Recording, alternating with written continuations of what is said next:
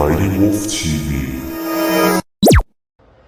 Hey, so real quick, this is actually not a sponsor, but I really wanted to talk about this real quick before I start recording this video. This is the Craft Geek, and it's what this is. May seem like a stick, but it's actually a really awesome tripod. You know, I could just raise it up and just look at that. And by the way, this is what made my recordings or my footage at the Switch 2 experience in Dallas, Texas possible. So I want to thank those who bought it, those who made this thing. It's $30 on eBay, and then it also comes with a remote that you can connect to your phone, and then you press it, it starts your recording like remotely. And of course it's magnetic, just like a Switch 2 Joy-Con. And yeah, this thing is like really like it's very, very tight. Of course, you can just put your phone right in it like that. But yeah, again, not a sponsor. I am just a very satisfied customer of this, and I'm going to be using it in this video. So yeah, let's get started. Hey, what's up, MightyWolfTV viewers? Trevin here, back again with another collection video. So I did... yeah, the NES, the SNES, Japanese SNES, Japanese 64, N64, GameCube, Game Boy Advance, Game Boy, I don't know if I said that already, DS, 3DS, Wii, and now it is time to look at my Wii U collection. This is literally all the Wii U games I got when I started collecting back in like 2013. And now we're going to be looking at the very first one, Adventure Time Finn and Jake Investigations. Now, I bought this one at a retro game store for like actually, I think I still have the tag in here. Yeah, look, see right here, it says $6.95. Yeah, I never actually played this, but I really liked Adventure Time as a kid. I still like that show. I'm really glad it's coming back with a movie and 2 spin-offs and a season 2 to another spin-off. But yeah, I haven't played this game, but I saw trailers for it when it was coming out, and I thought, hey, it looks pretty cool, but I didn't get it until like last year. But yeah, it's like their first like fully 3D game. And I think it's like one of their only. I think it's like their only one. I still need to play it, but I just haven't had a chance to. But like, yeah, again, I bought it because it was really cheap and it was a game I was interested in. And we also got Angry Birds Trilogy. I did not buy this from GameStop. I actually bought it on eBay. I know it looks like I bought it from GameStop, but I didn't. So you probably remember I had the 3DS version of this game.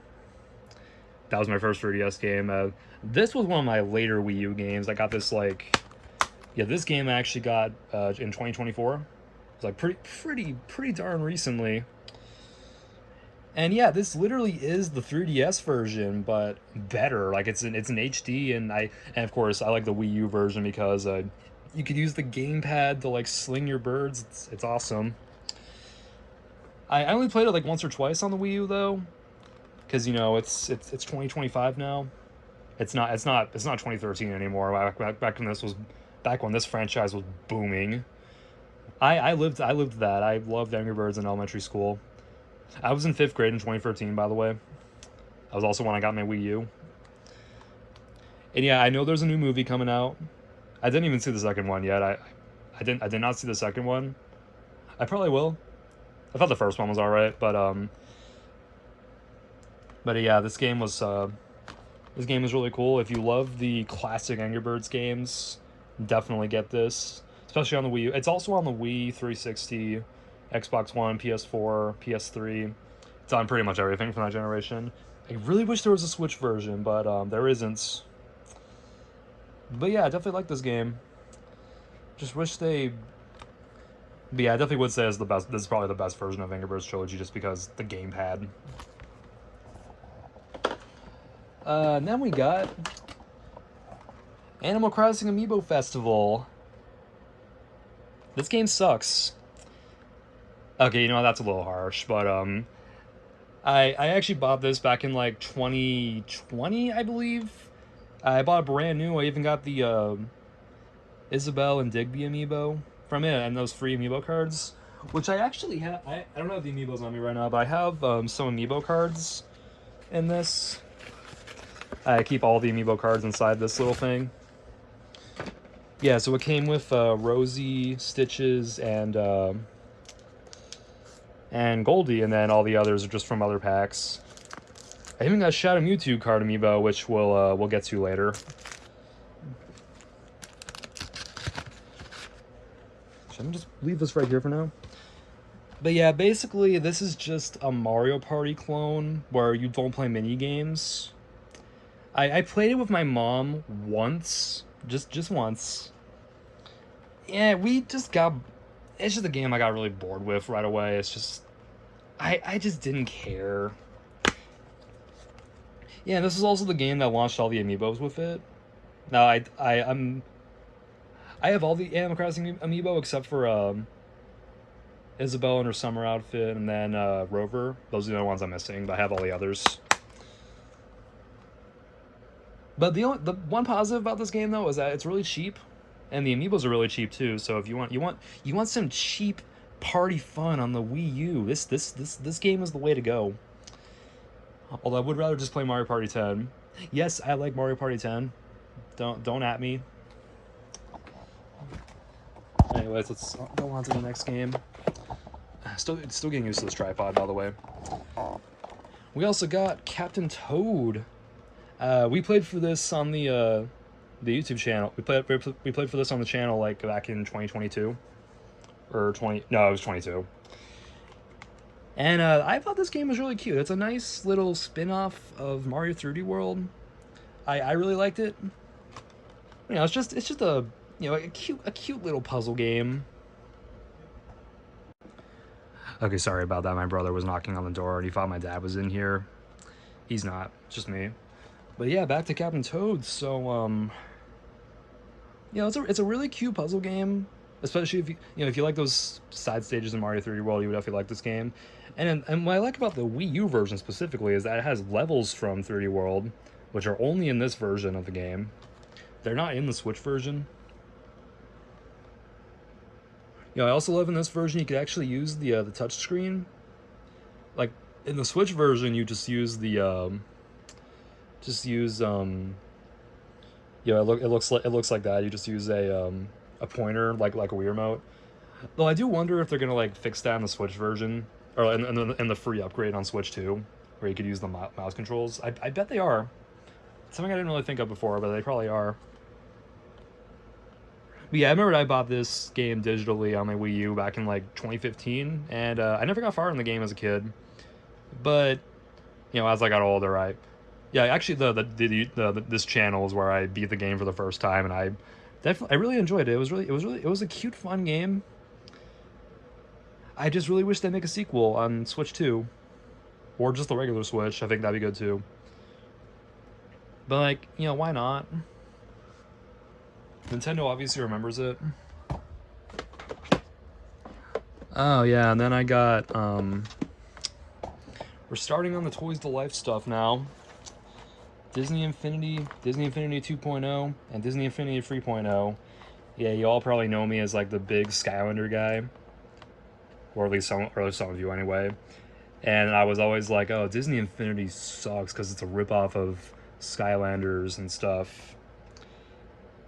I mean, in a way, I still kind of think that, but I actually bought all three of these last year for a really cheap price. Like, look, 45 cents,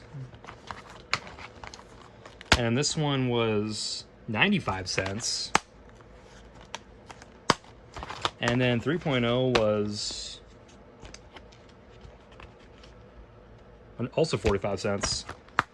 Yeah, like I just bought all three of these at my retro game store here in Tennessee, and then I bought the figures in Portal separately, and I finally tried out this game for the first time, and it's alright.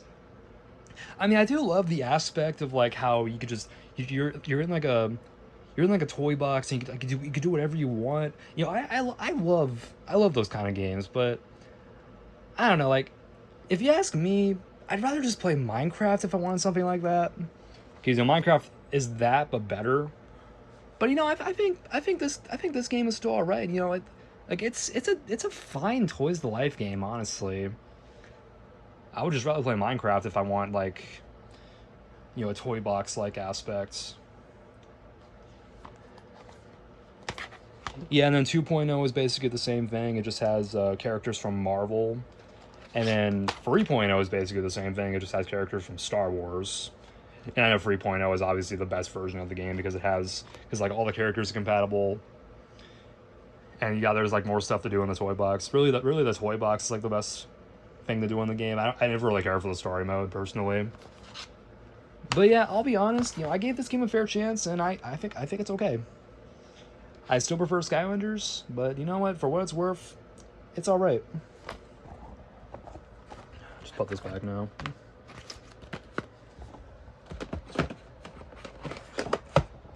All right, and then we got Donkey Kong Country Tropical Freeze. This is a game that I played. I didn't actually get this game as a kid, but I played the demo in Wii U kiosks, and I was like, oh, this game looks really cool. I never actually. This is one Wii U game I really wanted to own as a kid, but never got for some reason. Same thing with Power Warriors. We'll get to that later. And then I didn't finally get this game until it released in 2018 on the Switch. Yeah, I guess so. I got the Switch version first, and then I got the Wii U version like later. Yeah, it was cheap. I was like, why not? I could use that. That'd be good for the collection.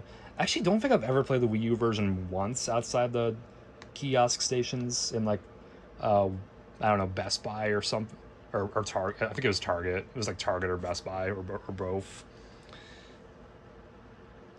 But yeah, I mostly just played the Switch version. You know, I really liked Donkey Kong Country Returns on the Wii, but you know, I think this game was actually better, and just because of the graphics, because when it was in HD. But, you know, I think you know this game is fun. You know, you also got Dixie Kong and Cranky Kong in this game. That's cool.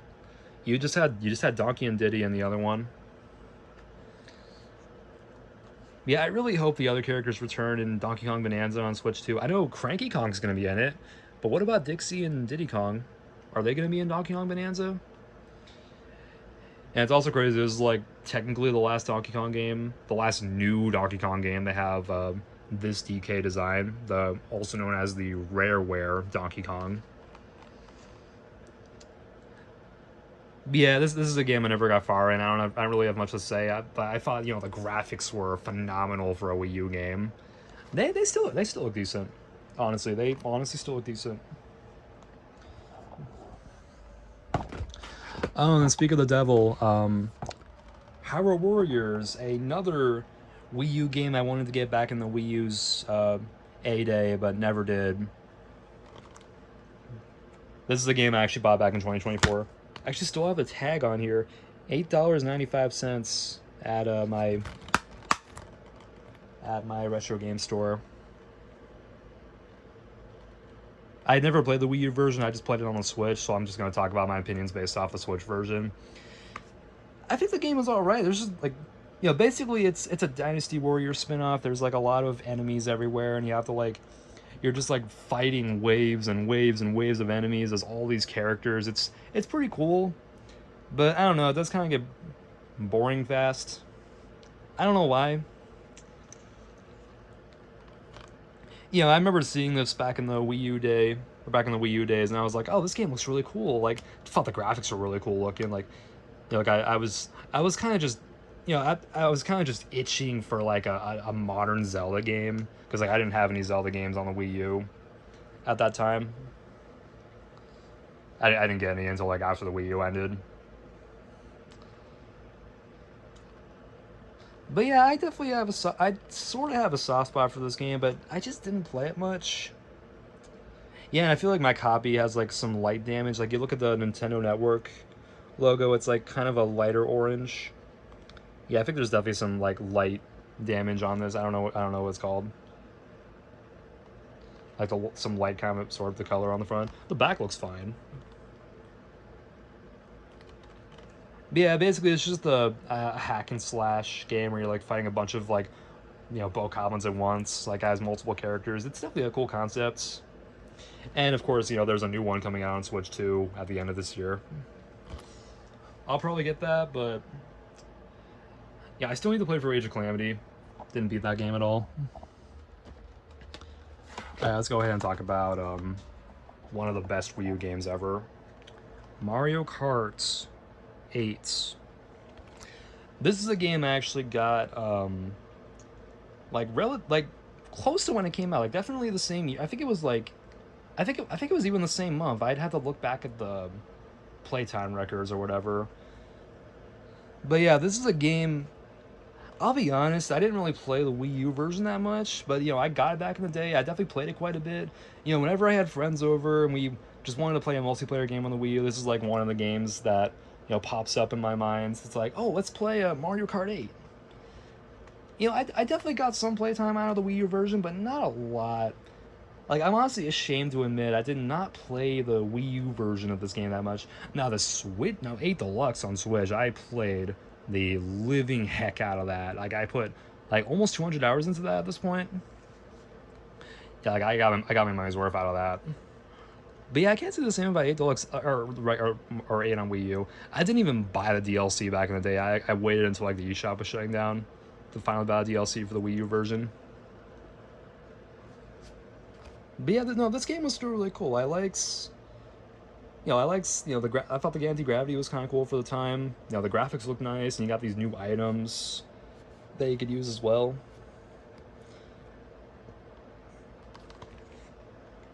But yeah, but I don't know. To me, this game felt too similar to like Mario Kart Wii. In retrospect, I don't know how it's really complaining because like because in retrospect, I loved Mario Kart Wii a lot. I mean, I talked about Mario Kart Wii in my last or my when I did the Wii collection. But no, I really do love this game. I I mean, I'll have a lot more to say when we talk about the Switch version of this game, but you know, I'm talking about the Wii U version. You know, I thought, you know, I really liked it. Definitely one of the better Wii U games in retrospects. Yeah, or one of the best. I would retrospect. But like, my opinion now on this game, I think it's one of the best Wii U games. But I would personally rather play the Switch version. I will also say the battle mode in the Wii U version sucks because like it's all in tracks. Like they literally the Switch version is just everything the Wii U version should have been. Is the best way to describe the Switch version of Mario Kart 8. You know, it's just the Wii U version nowadays just feels like a beta version of the Switch version. And that's kind of how I feel about the Wii U version now. Actually, I can say the same thing about a lot of Wii U ports because like they just fixed because every Switch port or every Wii U port on Switch just fixed everything. But you know, I definitely give this game a lot of respect. Definitely. And then we got Kirby and the Rainbow Curse, a sequel or successor to Kirby's Canvas Curse on the DS, which is the game I don't have. If you saw my DS video, that game doesn't show up in there. I really need to get. I do have on the Wii U Virtual Console though. We'll get to that later because of all the Virtual Console games I have later. But yeah, I only played this game once, and it's really cute. It's honestly I also remembered playing the demo at a kiosk station at like a Target. Yeah, I thought it was alright. Like I remember back then I was like, why can't we get another game like Return to Dreamland on the Wii U? Like that would have been great. That was something I really wanted back in the day. Like just it's like a new game like Return to Dreamland but in HD. In retrospect, it makes sense why we didn't get that. But you know, at the time, I really wanted that. And I don't know about you, Star Allies on Switch didn't really like satisfy me. Forgotten Land, however, that did. But anyways, not enough about the Switch. Talking about the Wii U right now. Yeah, literally, this is the same idea as Canvas Curse. You're just, you know, you're taking the stylus. Actually, I got a stylus over here. You take a stylus. As a DS stylus. Let's pretend it's a Wii U stylus. You take the stylus and you like draw, and then you know Kirby is like going across the line, and you're just getting to the end of the level. It's really cute. Yeah, I also really love the graphics. It all looks like it's animated out of clay or Play-Doh. Then you got the Shy Guy down here. You like second player gets to play as him, and he just controls like a normal character. It's funny. Yeah, I even love how on the back, like the Wii U gamepad is made out of clay.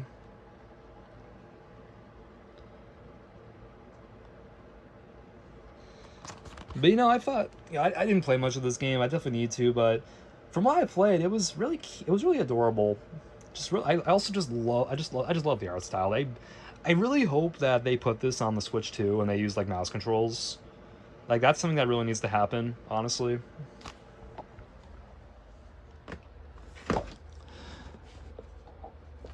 Oh yeah, and then we got Lego City Undercover. One of the only Wii U games I have that has the Nintendo Selects on it. This is what they look like on Wii U. So this is another Wii U game I really wanted back in the day, but never got for some reason. I remember trying to download it digitally, but then I didn't have enough space, and then I ended up just getting something else because of that. But I have it now. I haven't played it once. Actually, the only time I played it was on the Switch. I remember renting it from GameFly back in 2017, and I didn't really care about that much. But I remember seeing Legacy Undercover when I was a kid. I don't know, the way they advertised in the Wii U, it made it seem like a really big deal. I mean, and the fact that you get to explore a whole city, like that just sounded really cool to me as a kid. And I feel like it is that. I don't know. I don't really have too much to say about this game because I only played it once on Switch. Oh yeah, is there a price on this? No, there isn't. I didn't buy it from the retro game store. Must have pre-ordered from or not pre-ordered. Must have bought pre-owned on eBay. Yeah, I'd like to give this game more of a fair chance. And then there's two other Lego games I have that I didn't really play. Was Lego Star Wars: The Force Awakens and Lego Jurassic World. These are games I bought for super cheap. I think they were like $6. Actually, I still have the tag on. $3.95. And then Jurassic World, I remember buying on eBay for like $8. Yeah, well, I have these games. There's nothing I can say about them. They're just I've never played these, so I'm sorry to leave it there. Oh, and then here's another Toys to Life game, Lego Dimensions. I'll be honest with you, I didn't really care for this one either. But at least this game I actually played. So yeah, this is just a Lego game that uses figures, and I have a few. They definitely did. This is another game. This is another Toys to Life game I finally gave a chance in 2024. It's okay. I don't know. The thing I didn't like about this game is like how you have to like move the characters on the physical portal constantly. Like that was just annoying. Not to mention when you play on the Wii U, like the frame rate is just so bad. Like the frame rate is just so like awful on the Wii U. Now, yes, thankfully I do also have it on PS4, so I could just play that version instead. I could even play that on the PS5. Thank goodness I have that. But I actually bought the Wii U version new. Like I actually bought the full starter pack for Wii U for like $20, and then the PS4 version I just bought the game by itself because it was a lot cheaper that way. And Wii U starter packs don't go for much. PS4 starter packs go for a lot. That's why I bought it the way I did. But yeah, I think this game I think was really like ambitious. Like he had all those characters from like so many franchises: The Simpsons, Back to the Future, Sonic the Hedgehog, Batman, Lego Movie, also the Lego Movie. And you had like Ninjago and oh yeah, the Wizard of Oz.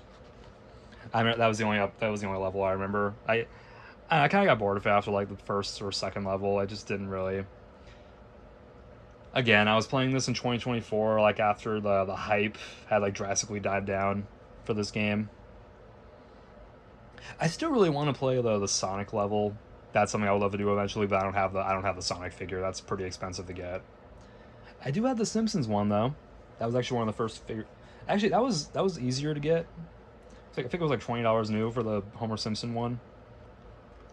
I would definitely like to get that. But yeah, for what it's worth, I think Lego Dimensions is just okay. I feel like I haven't given it that fair of a chance, but I'll definitely play more of it eventually. Not soon, but eventually. And then we have Mario Party 10. Now, I already reviewed Mario Party 1, 2, 3, 4, 5, 6, 7, 8, 9, Advance, Island Tour, DS, and Star Rush and Top 100. You know, I know so many people really hate Mario Party 10. I'll be honest, I actually enjoyed this game. I feel like this is a game I feel like was severely overhated just because, you know, it's just like Mario Party 9 and Bowser is overpowered. I'll be honest, when I played this game, I actually never played as Bowser. I just played on the Wii U gamepad and let my friend or no, I played with the Wii remote. I mean, I played using the Wii remote on the TV, and one of my friends would use the gamepad. Actually, I think I only used the gamepad as Bowser once. Yeah, no, that's obviously the better way to play it because you're just so powerful. And of course he's powerful. Like, look at him. He's Bowser. He's literally holding a Wii U gamepad. And they're all, or at least like two of them are getting sucked into it, and then Luigi's just barely hanging on. And then Mario, like, he's just like having a great time. Yeah, and then the mini games in this game were really fun. And then the Amiibo party I did quite a bit. I actually have the Amiibos for this game. I actually remember when I got this, I got the bundle with the Mario Amiibo, which actually was one of my first Amiibo back in 2015. Although my real first Amiibo was the Smash Brothers Link and Pikachu. I got both of them the same day at Toys R Us. But no, I thought this game was all right. You know, it wasn't. It's yeah, in my opinion, it's an overhated game. Honestly, like it didn't. Like, yeah, it's not the best Mario Party. Far from it. Like, yeah, I would rather. Now, to be fair, back when I played this, I had like never played any of the Hudson Soft ones besides DS. Like, I didn't play those until like the later tens. And yeah, I do agree those games are a lot better than this, but yeah, I still had some good memories of this game, playing this with my friends at some of my birthday parties. You know, that was a fun time. And I would love to do that again, but unfortunately my friends live in Florida and I live in Tennessee. So, you know, we can't do that anymore. But, you know, I enjoyed this game. It had fun minigames, it had good graphics. Oh, and then here's a Wii U game that holds a special place in my heart forever. Also my first Wii U game, and also one of my favorites because it utilizes the gamepad in literally so many ways. Nintendo Land. I remember when I was a kid, it was like practically a tradition for like me and all my friends to just like battle it out in Nintendo Land's mini games on my birthday every year. Those were such good times, man. I still remember getting my Wii U back in the spring of 2013. I remembered like I got the deluxe set with this game included, and I remember like saving all my hard-earned money for that, just bringing that up to the counter at Best Buy. I remember bringing that heavy box up there, and then, you know, I took that baby home, and then me and two of my friends booted it up for the first time, and we all played Nintendo Land for the first time. We just had a blast, man. I will never forget all the great memories I had with this game. This truly is one of the best Wii U games ever. Definitely one of my favorites because, man, I had so many good memories, man. And the fact that I'll never play this with my friends again because they all live in another state, it almost makes you want to cry. But like you had 12 attractions. You had like the 3 team up ones. You had the Zelda, Pikmin, and Metroid. I loved I loved doing these two. And then to battle it out, we loved Mario Chase and Luigi's Mansion. I think Luigi's Mansion was probably like the best one, honestly. And then you have the solo mini games. I didn't really care for these as much. Although I loved Balloon Trip Breeze and Captain Falcon's Twister Race. Yeah, and in case some of you haven't seen it, I did a video on Nintendo Land, a single player and a multiplayer one. And the multiplayer one was for one of my birthdays. That was actually like, I think one of the last times me and my friends played together was in that video. But man, this. Also, fun fact: this is not my original copy. So funny story. I actually got my first copy from the Wii U bundle, and then I thought it broke at one point. So that was why I bought the game digitally on my Wii U. And then I just tried the disc again, and it suddenly worked. And so because of that, I just gave it away to one of my friends in high school. But then, of course, later on, I bought another copy just because I want a physical copy of every digital game I own. But yeah, I do get a lot of memories flooding back to me whenever I look at this box art. The music is so nostalgic too. Just everything about the game. Like it's just crazy to think that I had this for over 10 years now. I'm so old. I'm 23 now. I was in 5th grade. I think I was like 11. Yeah, I was 11 years old when I got the Wii U in this game. It was just so many good memories, man.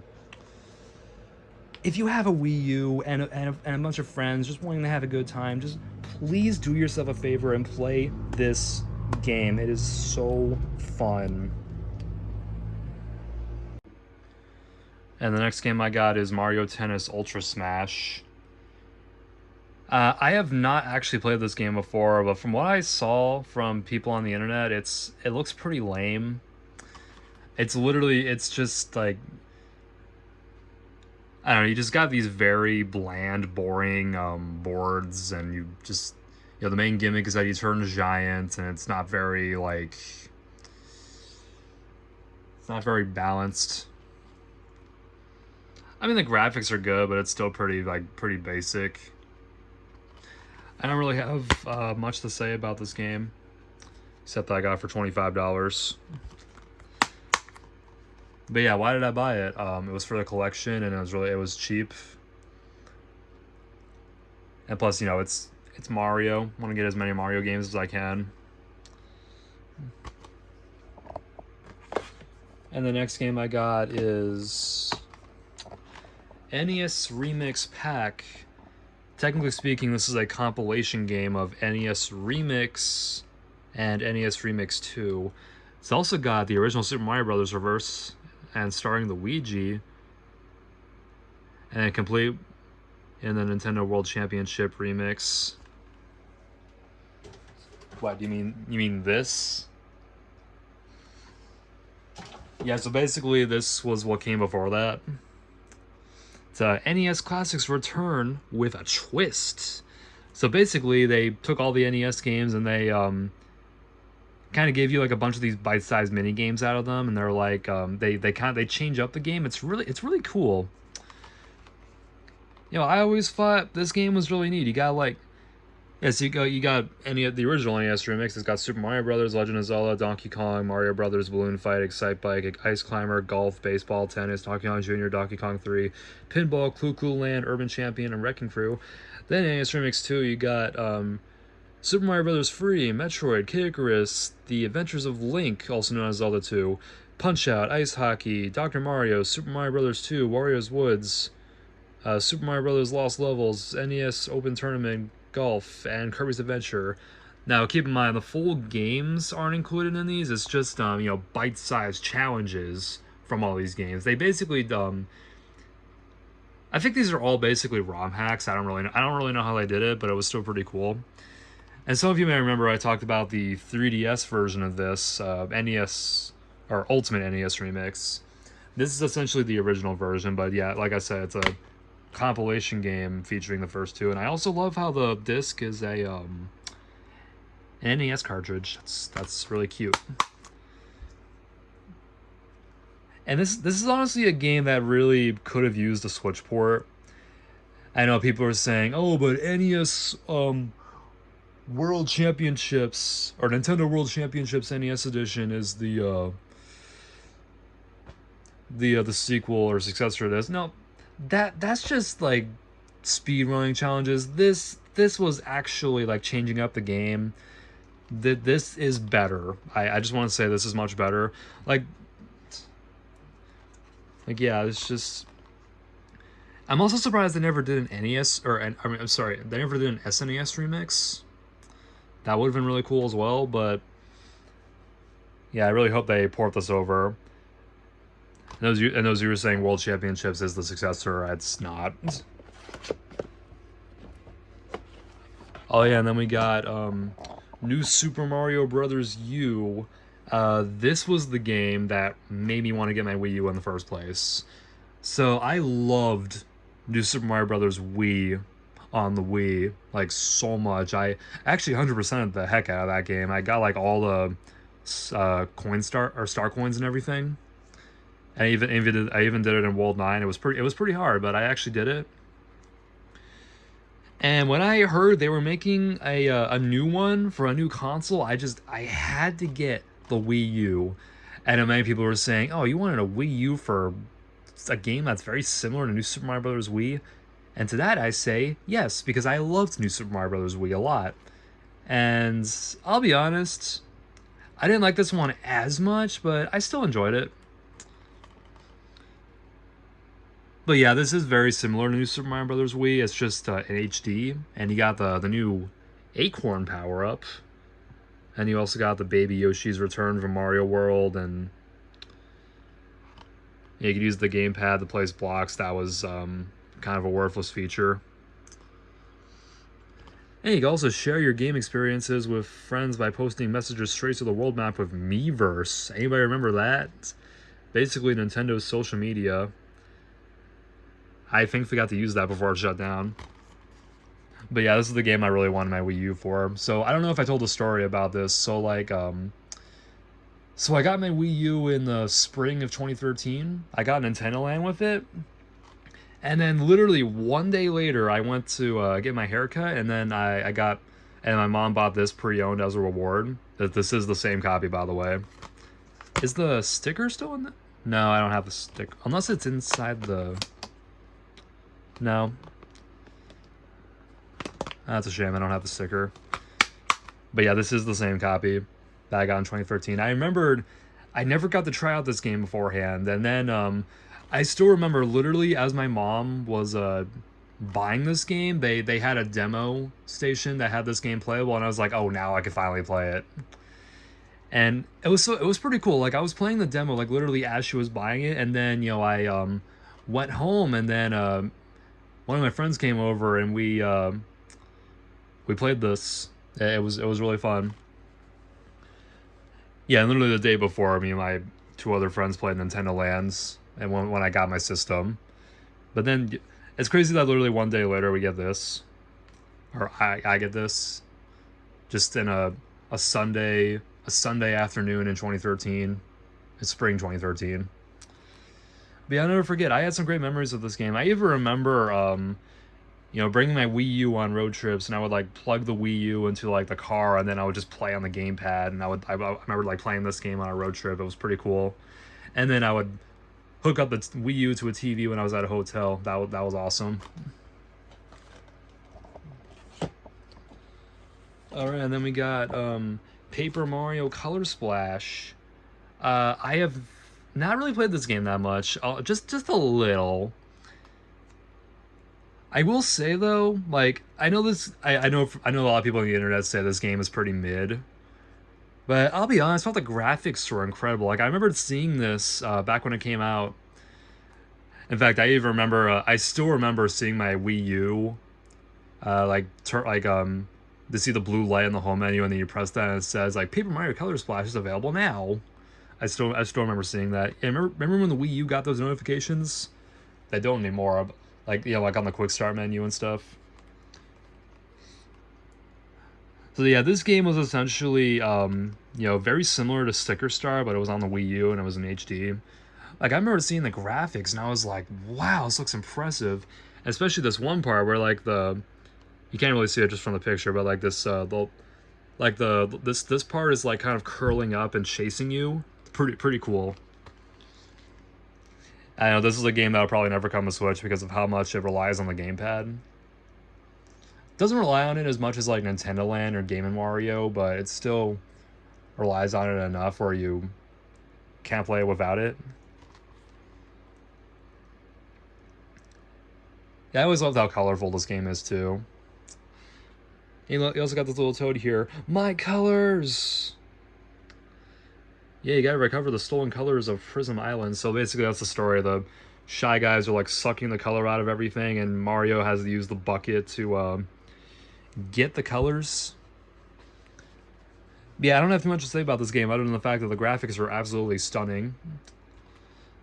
Definitely will play it eventually. I still gotta play for the other Paper Marios first. And then we have Pikmin 3. I have never played the Wii U version of this. I played the Switch version. Actually beat it.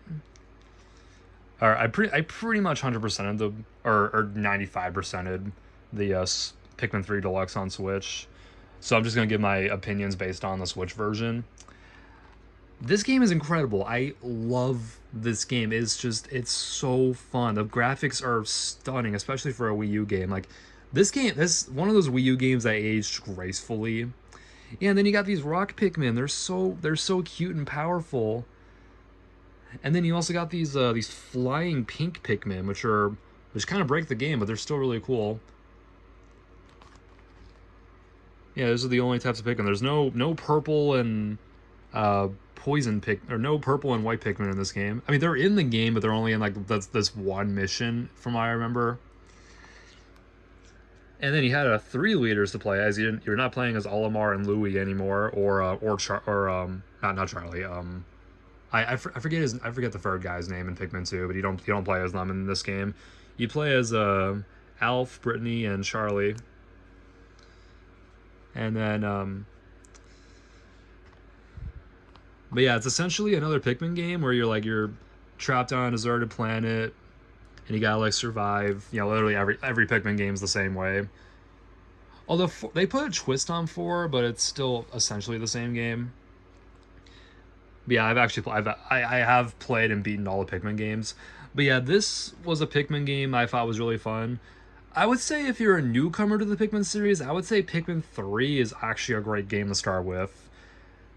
No, there's nothing wrong with Pikmin 1 and 2. They're just more challenging games. But if you want a Pikmin game that you could just like breeze through, just enjoy, this is the game. This is definitely a Pikmin game that you could easily get through with no problems. Yeah, I know, because like this game is much like you have a 100-day limit instead of like a 30-day limit in Pikmin 1. And you only end up using like 20 of those days in this game. But man, yeah, this is one of those games I would love to erase all my memories of and just play through it all over again. This is one of those games. Especially, I could especially say that about Pikmin 4. I was really sad when I beat that. All right, and then we got Pokken Tournaments. This is a game I did not get back in the day, but I did play it before. But I did play it back in 2016. I remember thinking this was an NX game. I technically wasn't wrong because it got ported over to Switch. And yeah, I got the version that has an amiibo card included. I don't have that in here, but I do have it over here. Yeah, there it is. There's the Shadow Mewtwo amiibo card. And literally all it does is unlock Shadow Mewtwo. Although in the Switch version, it's worthless because... Darn it, I dropped my mac and cheese box. Yeah, in the Switch version, it's worthless because you just have them unlocked from the start. You could also just unlock him later in the game. So yeah, basically this game is just, Tekken, but Pokemon. Honestly, this game is what I wanted the Pokemon battles to really be, where you actually get to control the Pokemon and fight. This game is essentially that. And let me just say, the graphics in this game are beautiful. Even like this is another one of those Wii U games that aged gracefully. Like it would still look good if you released it today. Yeah, I really hope Pokken Tournament DX gets a free upgrade for Switch too. We don't know if it will yet or not. But yeah, like I said, this game is essentially just Tekken but Pokemon. But yeah, I played this game quite a bit at my high school in like a game club. That was where I played this for the first time, and I remembered I kind of sucked at it. I was one of those button mashers in fighting games. I still won a few matches, but yeah, I still remembered having fun with it. I don't have too much to say about this game other than the fact that the graphics are beautiful. Yeah, I know this is another game where like you do when you do two player, like, one person's on the gamepad and the other person's on the TV. I remember being on the gamepad a lot. And then the Switch version, you could just do normal split screen, or you could like sync two Switches together, for example. I don't know, something like that. Yeah, I thought this was a solid Wii U game. Oh, then we got Rayman Legends. I got this game way later. I don't think I've ever even played the Wii U version much. I played the. So I actually do remember. So I didn't get this game back in the day, but I did play the what was it called? I played like a demo for this game on the Wii. I played like a free demo. I think it was from the Uplay or whatever it's called. Yeah, I remember that was how I played this game back in like 2013. And I didn't actually get this game until way later. I remember my brother got it on the Xbox One, and that was when I finally. But yeah, but no, that Uplay demo was literally my first experience ever of Rayman back in 2013, and I thought nothing of it. I just thought it was a weird platformer. But then my brother plays it on the Xbox One, and I gave it a second chance, and I liked it. I never got far in this game, but I liked it. And yeah, I got the oh yeah, look, there's the Uplay. Uplay enabled. I still don't know what that is. I just remember playing the demo through that. But yeah, make your life legendary. And I know this game is a sequel to Rayman Origins, which was released on the Wii 360, PS3, and also the 3DS for some reason. Yeah, this game didn't get a 3DS release, but it did release on Wii U. And the Wii U version was probably the best version of the game because you had like the gamepad exclusive features. Not to mention I think you had the Mario and the Luigi costumes in this game as well, in the Wii U version. Yeah, not to mention this game was also my first impression of Ubisoft. Because again, I've never played a Rayman game before this. Yeah, it's one of the franchises I like, but I'm not like super into. I mean, I clearly like it if I own this game. I also have the first one on the PS1, but we'll get to that later. But yeah, basically this is a. But yeah, look when you look at this game in retrospect, it is a very beautiful, very like well playable 2D platform. Like it's really fun to control. Honestly, really wish to make a new one. I really should play. I know I say this about a lot of the games I own in these videos, but like I really do need to play this. Yeah, I know this game also had a co-op. As you can see, I think there's like, can you do more than two people in this game? Oh, it says up to five. Wow, okay. I just noticed that it says you can play with up to 5 players in co-op. But yeah. And then we got Scribblenauts Unlimited. I never played this back in the day, but I do remember seeing it, and I thought, oh wow, you could bring your drawings to life, or whatever. You could like use that to solve puzzles. Now I played Drawn to Life as a kid, the SpongeBob one on the DS, but I never. This is one of those Wii U games I saw a lot, like in the stores, and I remember thinking like, oh, I'd like to try this game out. I'd like to try out a Scribblenauts game. I have still never played this game, by the way, but it was $3 why not? And, you know, it was one of those Wii U games I really wanted back in the day, but never got, just because I had other priorities. Like, I want a new Super Mario Brothers U and Skylanders and stuff like that. But yeah, I really don't have much to say about this game other than the fact that it's a game where you can bring your drawings to life and use your pencil or your stylus to kind of solve puzzles. It's pretty cool. Oh, here's an interesting one. The original Shovel Knights from Yacht Club Games. That sounds like a really fancy studio name, honestly. Like, they sound like they're rich. Yeah, and I love how yeah, these yellow bars that kind of match with the header. I wonder if that was intentional or not. I imagine it was. Yeah, and this is also the first first indie game to have its own set of amiibo, which I have still yet to get. Yeah, and this case feels really thick just because of this thick manual.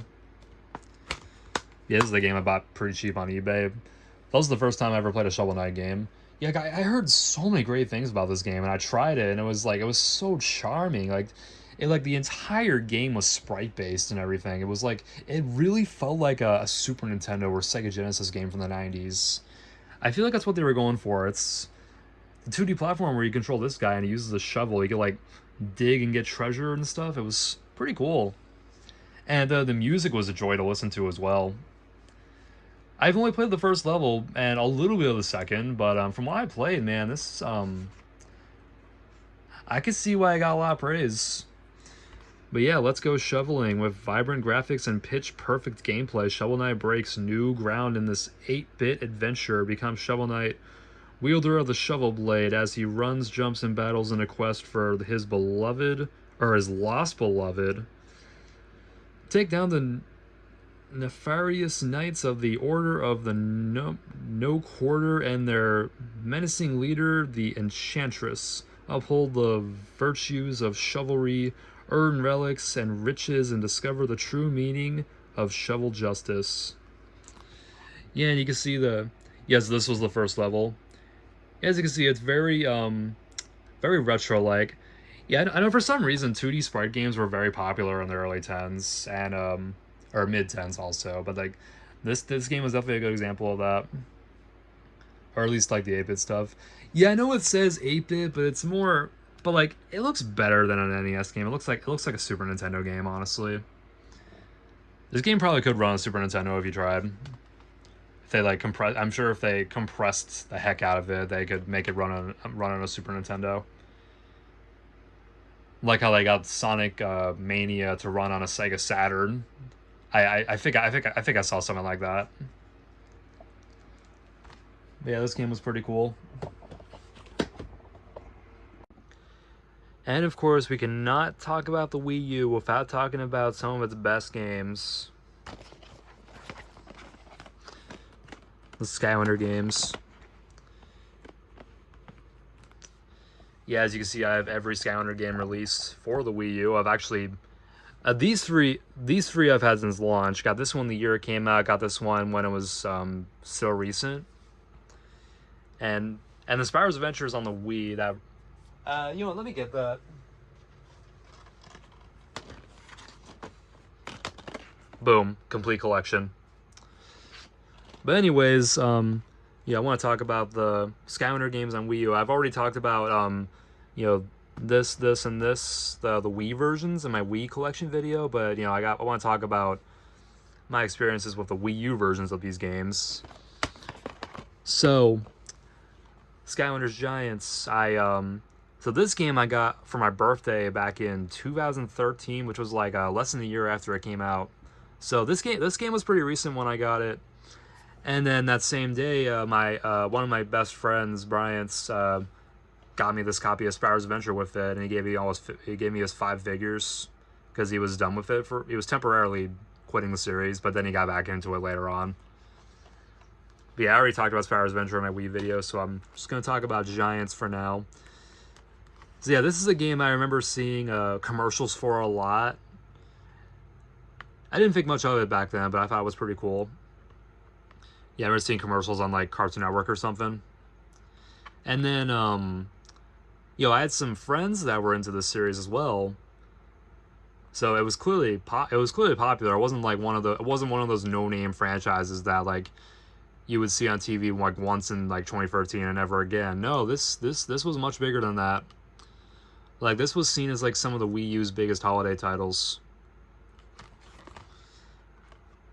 So, I saw enough commercials and my friends liked it enough, and I was like, and I saw them in stores, and I was like, you know what, I think I want to get this game. So, I asked my mom to get me the Wii U starter pack, and I got it for Christmas. And I remember or my birthday, I got it for my birthday, not Christmas. But yeah, my birthday in 2013, so July 3rd, 2013. I got, and so I remember on the same day, I got T-Rex, Crusher, Hothead, Jetpack, and then I also got Series 2 Cinder, Series 2 Eruptor, Series 2 Stealth Elf, and I got Series 1 Spyro, Series 1 Trigger Happy, Series 1 Gilgrunts.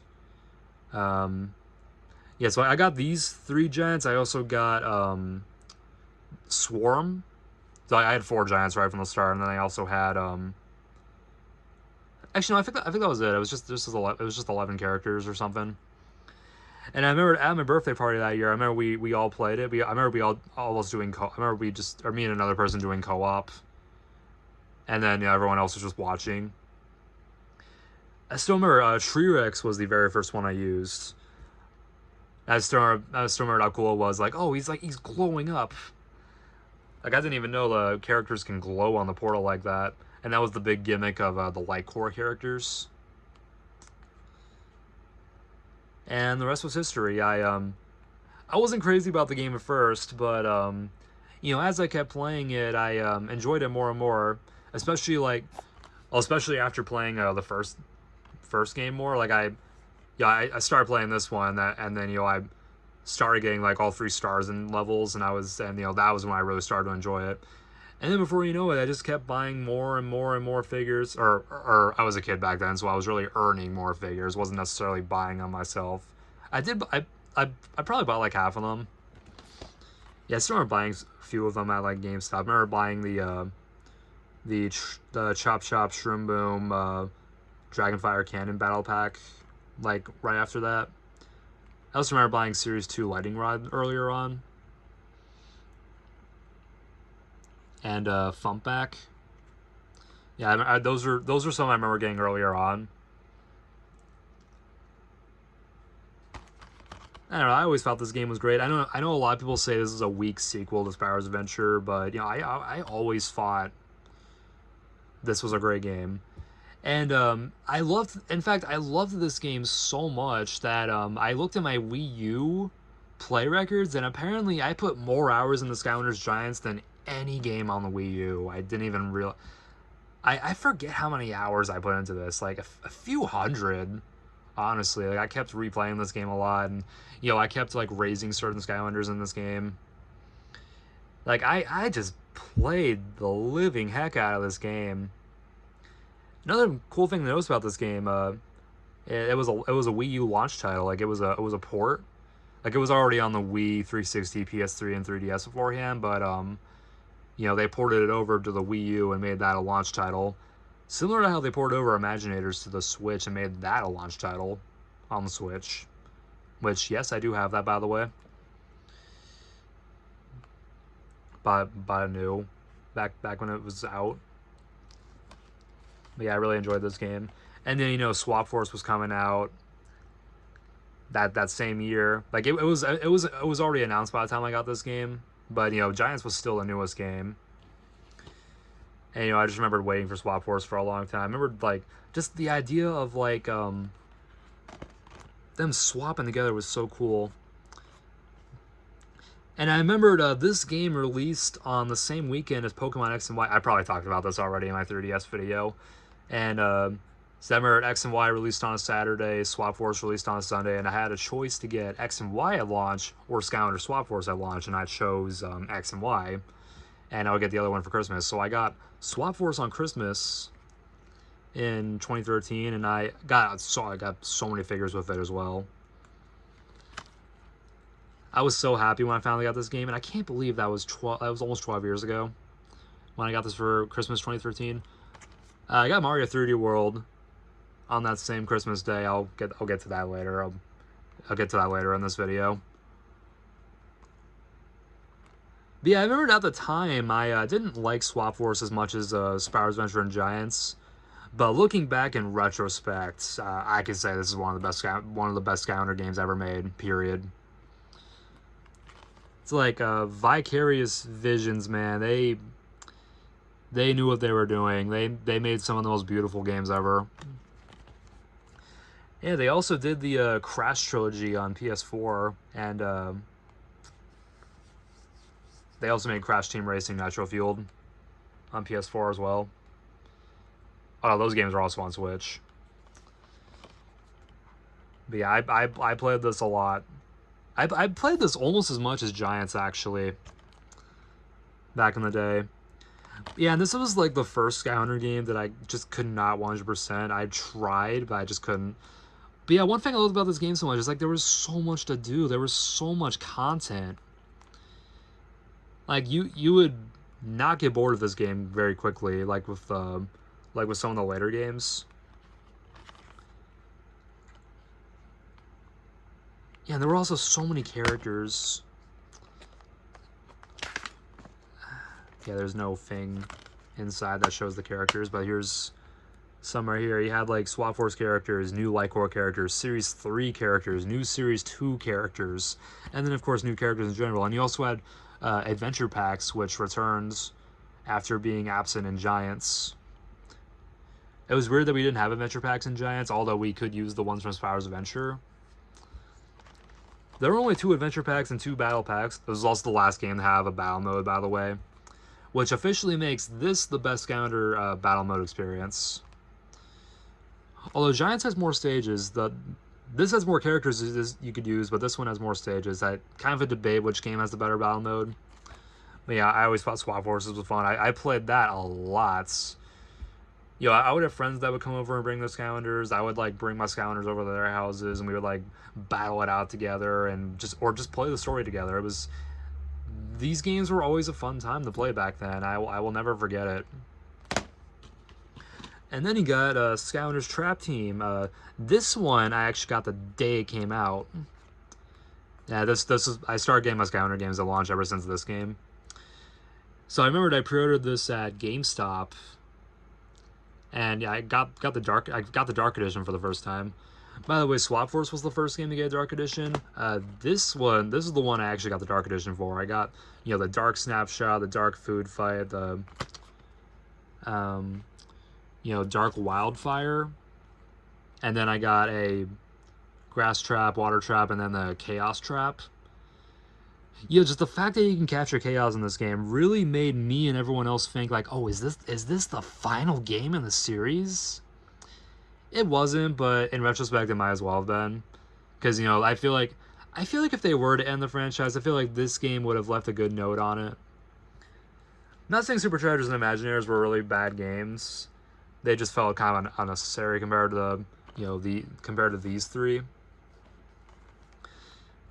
Yeah, Trap Team was like the last really good game in my opinion. Like that was the big gimmick. You had the traps that you could use to play as villains. That was awesome. And you know, because I pre-ordered the game at GameStop, I also got Gear Shift, who was also not on the cover anywhere. Yeah, and I remember that was a GameStop exclusive for a while until Gear Shift officially released in Wave 2, the second wave of figures. Yeah, I remember the characters released in waves back then. Yeah, it was all I got. Dark Edition Starter Pack and then Gear Shift. And I'm surprised I didn't record an unboxing video on this. In retrospect, I probably should have. Yeah, I remember I had some friends over the day this game came out too, and we like did the co-op together. It was really cool. I just thought the idea that you could like trap villains and you could hear them talking for the speaker in the portal, that was so cool. Although there were some things about Trap Team I didn't like, such as the removal of light core characters. And there weren't as many Series 2s, Series 3s, and Series 4s. There were a few. Like, there was only one Series 4. It was the Gill Grunts, which you could actually see right here. And then, of course, there was no player versus player battle mode. That was really... I was really disappointed by that. And at least Superchargers had PvP racing. And Imaginators had that same PvP racing mode Superchargers had. I was just really disappointed by that. Although I do love the return of the minis. So like they brought back the 8 minis they previously released, and they also made 8 new ones. And they were all fully playable. That was awesome. And I always thought of the minis as like the replacement to Light Core, because like, you know, because when they advertised minis in the trailers, they said they may be small, but they're packed with power, similar to how Light Cores were packed with power. So I thought, oh, I always thought the minis were the replacement to Light Core. But yeah, no, I thought this game was really great. It had some really cool levels, really well designed levels. I actually played this on the channel like last year, I believe, or no, 2023. I played this on the channel. I still yet to do the adventure pack levels. I definitely will do that eventually. I have, just for the record, I have literally every character from these 4 games. For these 4 games, I have literally everything. Like everything you see on all the posters, even all the variants and stuff. Yeah, just everything. I don't have everything from Superchargers and Imaginators, but I have everything from this game. So yes, I will do the adventure packs eventually. Got them along. Yeah, I even got the...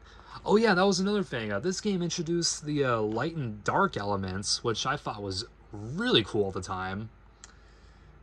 Not that amazing now, but at the time it was pretty cool. They had these... You know, they made their debut with these 2 adventure packs, which I also got back in the day. Never did an unboxing video of that back in the day, but I definitely got them back in Christmas 2014. But yeah, man, these 4 games were great. But then they kind of ruined it. Yeah, Skylanders Superchargers. Now here's the cool thing about this game. Notice Donkey Kong's on the cover. So like in the you know, the Nintendo versions and like the Wii U and 3DS version, you had Donkey Kong and Bowser. So you had Bowser in the Wii version. The Wii and 3DS version had Bowser, but then the Wii U version had Donkey Kong. It was also the last Skylander game to release on the Wii. Like, I know I talked about this in the Wii collection video, the racing version of Superchargers. Now I'm talking about the actual game. Now this is another one I got at launch, and I actually did do an unboxing video on this with one of my friends, Colton, the guy you're never gonna see on this channel again because I moved to Tennessee. But yeah, go watch the unboxing video if you haven't. I remember I got the Dark Edition starter pack, got like the Dark Donkey Kong. And I also remember I got like the E3 2015 exclusive Hot Streak before it came out. I remember I got that very summer in 2015. That was really cool. Yeah, and I used that a lot. I used that when I got this game. Yeah, and then I also remember getting like the... Oh yeah, this guy, and this is the one guy I can never get. But yeah, there were some things I didn't like about this game, like it's like when I know I don't usually care about stories in video games, but like this is one of those franchises I actually did care about the story. I was like, so like we captured Chaos in the last game, right? Why is he free in this one? And he's like suddenly taken over the world, like just came out of nowhere. I was like, we captured him. I just had so many questions. Although, as much trash as I give this game, I will admit it had fantastic graphics. I'll even go as far as saying this game had the best graphics in the entire series.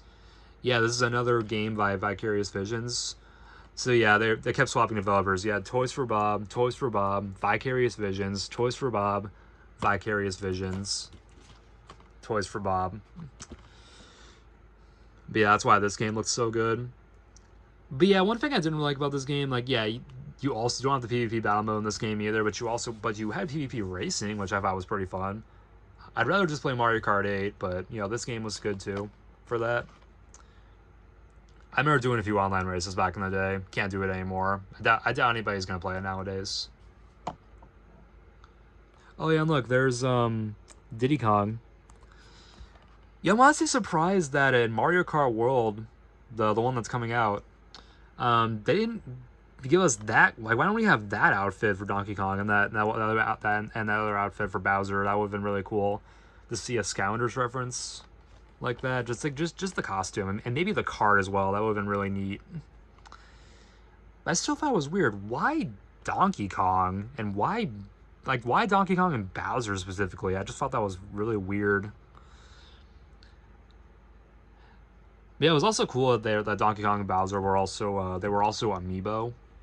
Like they weren't just like they were Scounder mode and amiibo mode. That was pretty cool.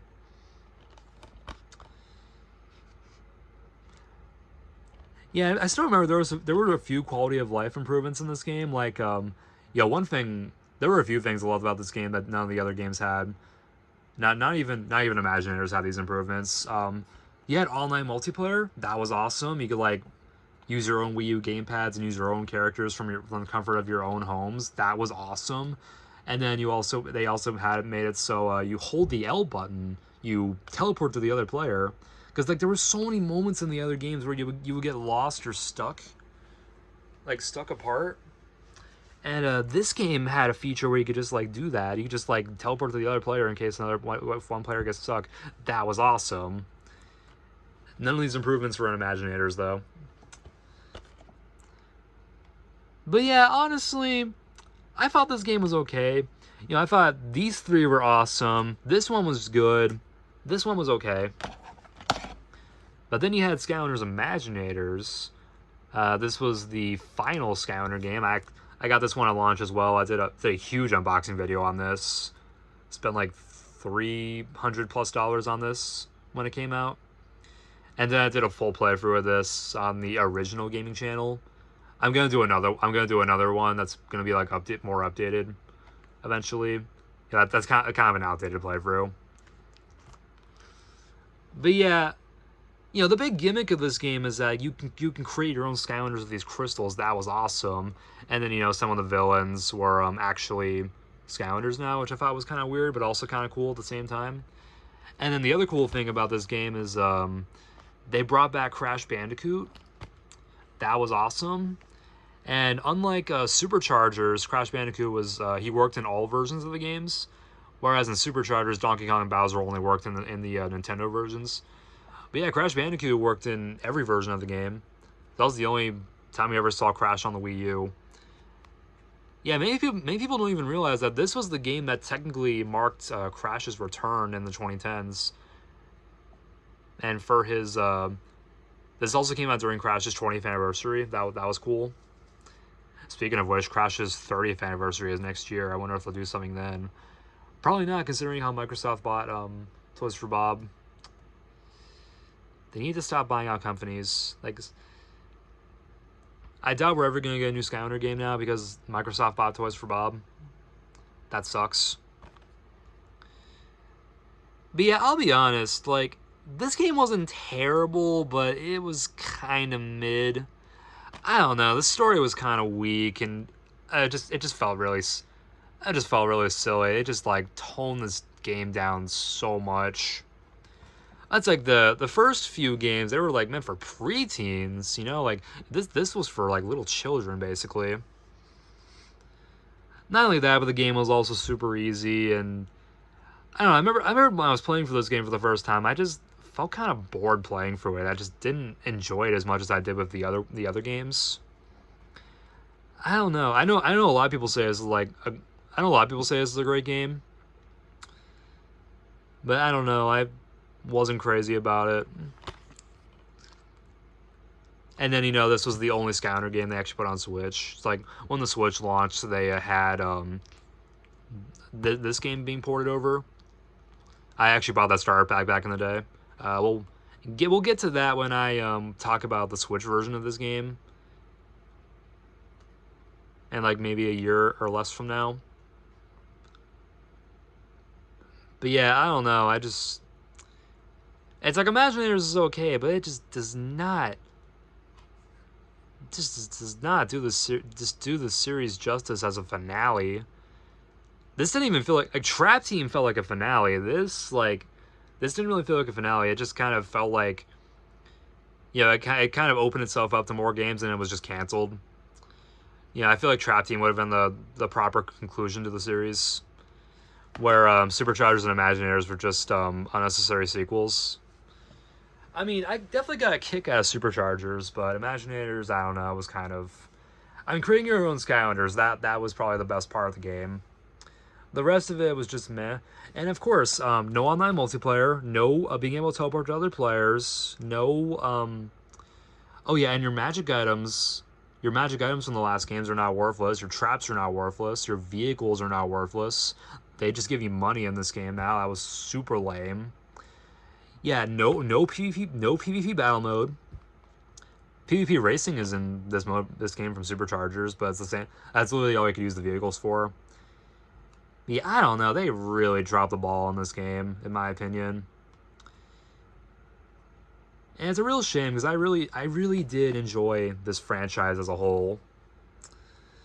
I just, maybe someday they'll bring it back and they'll like really redeem themselves. But I don't know. Like this, as much as I don't think Imagineers was that great, I would still love to see the franchise make a return, make an amazing revival. Yeah, because I know someday that'll happen.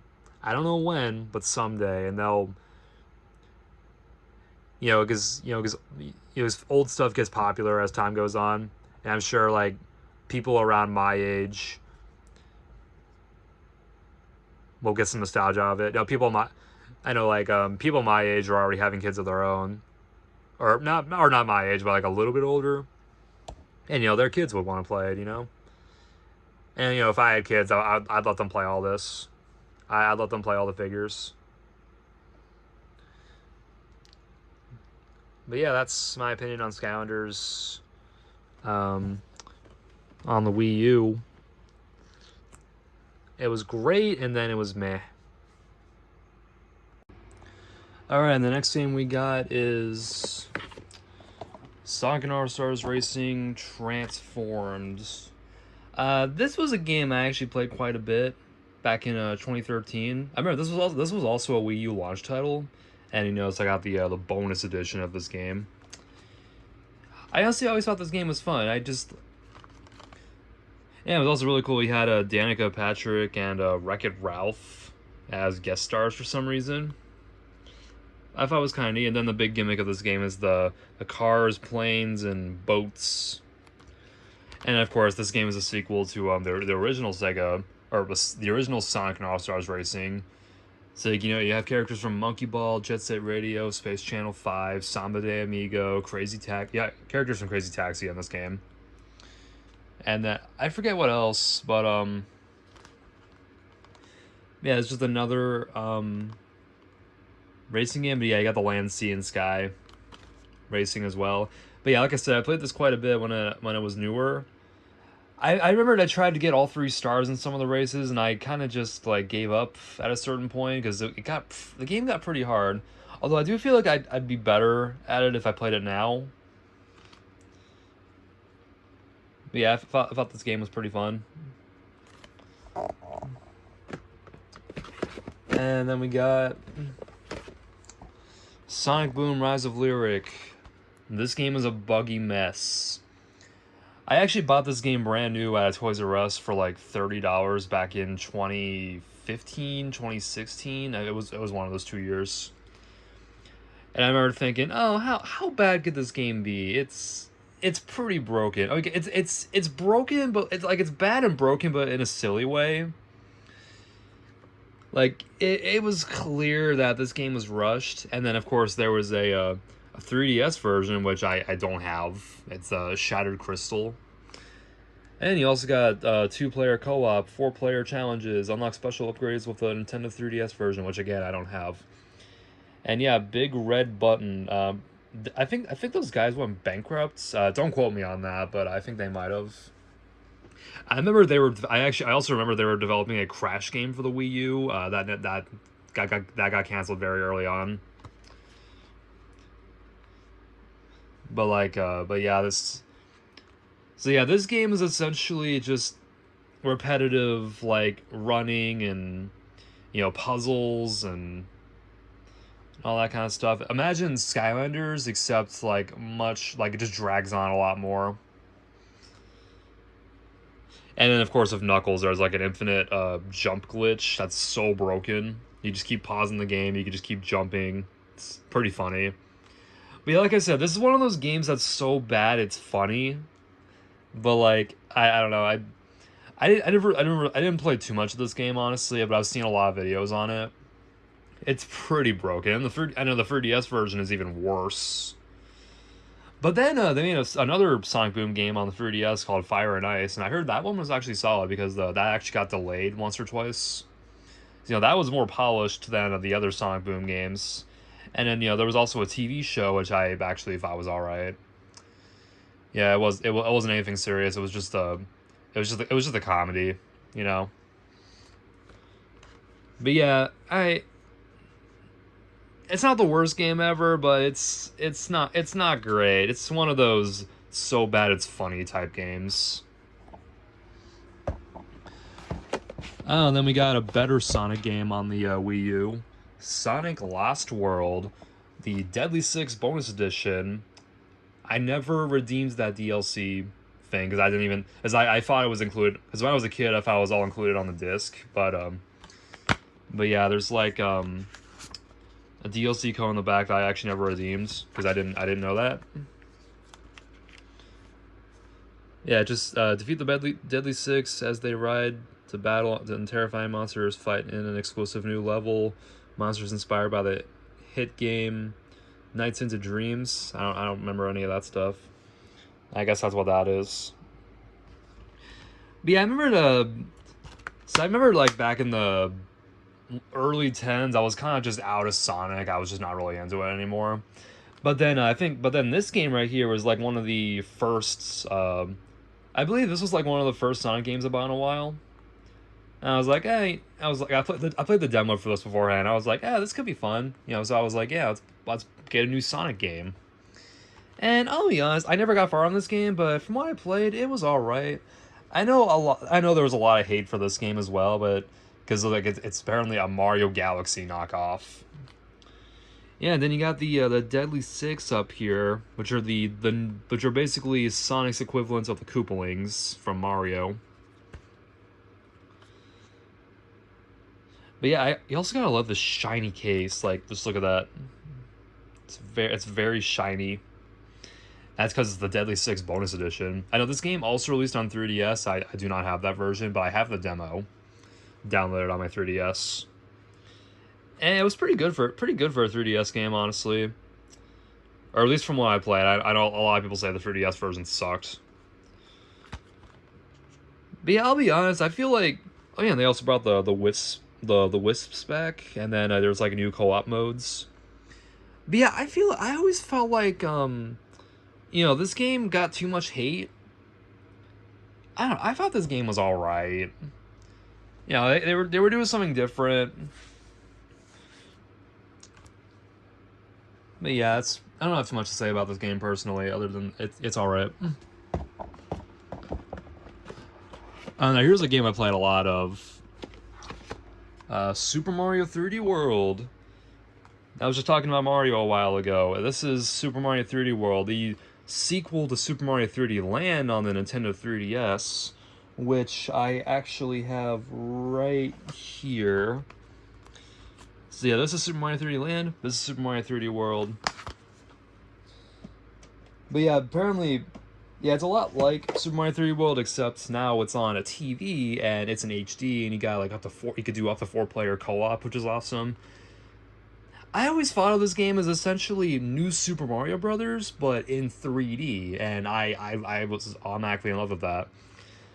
So you probably remember when I was talking about Swap Force, I got that for Christmas in 2013. This was another video game I got on Christmas 2013. I remember playing this. I remember this was like one of the early Christmas presents I was able to open. Like Christmas morning 2013, I was able to open like a present early, and this was the one of the presents I opened early before we got to actually open presents. So I got to play this while waiting for Swap Force. And I remember I think me and my brother were playing this, and I forget who else, but I think it was just me and my brother. My brother's not even a Nintendo fan, so that was kind of cool. But yeah, this is a game I never got far in as a kid, but as I got older, I 100% of this game later on. But yeah, as a kid, I just never, I don't know, I wasn't, like, as a kid, I just played, like, the first 2 or 3 worlds over and over. And, my friends really love this game, too. And then, of course, this game got dropped to $20 on Nintendo Select, so more people got it.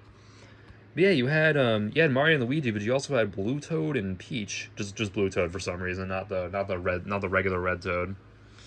This game was also the debut of Captain Toad, or actually Mario Galaxy was where Captain Toad debuted, but his gameplay debuted in this game, and that's how we got Captain Toad Treasure Tracker on the Wii U, and then the Switch and 3DS. And by the way, this is another game getting a free upgrade on Switch 2, which is awesome. Definitely have a reason to play for this again. But yeah, I honestly thought this game was really fun. Then you have the new power-ups, like the double Mario, or the double cherry, and then you have the cannon box, and you also have the boomerang. I don't know why it doesn't show that on this. But yeah, that was another new thing, the boomerang. Yeah, and then you had the golden leaf, which I almost never used. But yeah, I really enjoyed this game, and of course I'm gonna say the Switch version's better, but I still thought the Wii U version was solid, especially back when it was new and Miiverse was still a thing. You could you had like ghost Miis and stuff back in the day. You can't do that now, but I always felt that was pretty cool. I have a lot of nostalgia with this game already. It's been over 10 years since it's been 12 almost 12 years since this game came out. But yeah, man, this is one. I know this is one of those games that got criticized when it was revealed, but then once it came out, a lot of people saw it as like one of the best Wii U games ever. And I'd agree. I do think this is one of the best Wii U games ever made. I personally really wish we'd get like another pseudo 2D or pseudo 3D type game, where it's inspired by a 2D Mario, but it's in 3D. Like I would honestly love to see another one of these. Personally, I know a lot of people would rather just have like a full-blown 3D Mario like Odyssey, but I would personally love to see another one of these. It would really make me feel like a kid again, honestly. Now we're on the topic of Mario. Here's Super Mario Maker, and yes, it's in the yellow box. Now you open it, you get. Hold on, let me get this out. Yeah, so you get the actual game, and then you get this this little manual, and you can see I have some cup stains. I don't remember using this as a yeah, I apparently might have used this as a coaster at one point. I don't remember doing that, but I apparently did. That was a long time ago.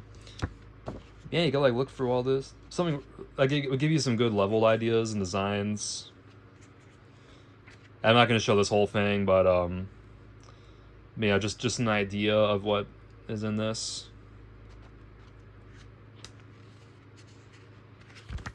It's fun. It's a neat little bonus that comes with every copy of Mario Maker. But yeah, this is a game I played online a lot. I didn't make too many levels in this game, but I guarantee you, if this came out like 10 years earlier, or 5 years earlier, I would have been playing the heck out of this. Because, like, I remember playing, so, like, when I was a kid, I was in, like, the 2nd or 3rd grade or something, I remember playing this, this fan game called Super Mario Builder, which was essentially this, but, like, way before.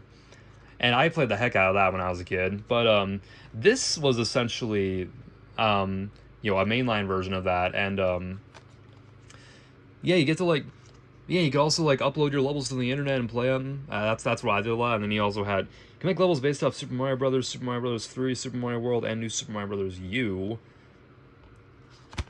But yeah, play I, yeah, I think I made a few levels in this game, but not very many. Yeah, I was mostly into like playing all these random levels online. That was like the best part, especially in Mario Maker 2, because there's so much. And Mario Maker 2 is basically the same thing as this game, except there's more stuff to put in, more options. Then of course you got the multiplayer. The that's something I really wanted in this game. Like Mario Maker 2 was essentially this game but better. But there is one thing about the original Mario Maker that the sequel doesn't have. Right there, amiibo support. Like you had like that's one thing that makes the original Mario Maker so like stand out so well is like you have all those amiibo costumes. Like you could put it in the level and you could like play as that amiibo. Like you could play as Samus from Metroid. You could play as Pikachu. You could play as freaking Squids. You could play as Callie and Marie. You could play as Sonic the Hedgehog in a Mario game. That was awesome. You could play as Kirby. You could play as Pit from Kid Icarus. Like I hate that they removed that in Mario Maker 2. That was like one of the best things about the original Mario Maker. But yeah, there was a lot to this game. I remember like this game was updated for quite a while, and so was the sequel. I think the sequel updated for like a year or two. But man, I can't wait for Mario Maker 3 on the Switch too. It's gonna have like probably gonna have like mouse controls and stuff. That's gonna be really great. Now I'm just gonna put this back in. Oh yeah, I think oh yeah, and I actually remember this is a game I got for Christmas in 2015. I did not get this at launch, but I got it the year it came out. Can't even get this closed. It doesn't matter, I'll close it later. Alright, now let's talk about Star Fox Zero and Star Fox Guard. This is another game that comes in like a big case like this. Yeah, as you can see, it comes with 2 games. I bought this way after it came out. Like it was bought this brand new for really cheap. And you open it up. There's 2 games. You got Star Fox Zero and Star Fox Guard. Now, yeah, it's weird that these both like came together, and there's also demos for both of them. And I love how it even says like, no need to download the special demo for Star Fox Guard that's available via Star Fox Zero. You've already got the full game right here. I doubt a single person who owns this game doesn't have this game, because like they come together. And also, man, I'm feeling the smooth plastic. Like, I honestly forgot like how smooth Wii U games when they're new. Like they feel so smooth when you like open them up sealed. So yeah, I didn't really play these much, but I thought these looked pretty good for Wii U games. I know a lot of people really trashed on this one. I don't know, I thought it was okay. Like I haven't played Star Fox Guard once, so I can't really say much about it. All I know about Star Fox Guard is that well, besides the fact that Rob the Robot's in it, it's a tower defense like game that relies on the gamepad. I know this game was originally it was made off of Project Guard, and then it became Star Fox Guard. And Star Fox Zero is essentially a new mainline Star Fox game for the Wii U. I'm surprised we didn't get one for the Switch. I'm sure we'll get one on Switch too, though. And no, I'm not counting Starlink. And I always thought Starlink was the next Star Fox, but no, that's just a standalone Toys to Life game that happens to have Star Fox as a guest star in the Switch version. I don't have that game, but I didn't really care for it. But yeah, I was never really much of a Star Fox fan, but I always thought this game looks pretty cool. Oh yeah, and this the Walker made its debut in this game when it was supposed to be in Star Fox 2. So because Star Fox 2 didn't release, it actually made its debut here.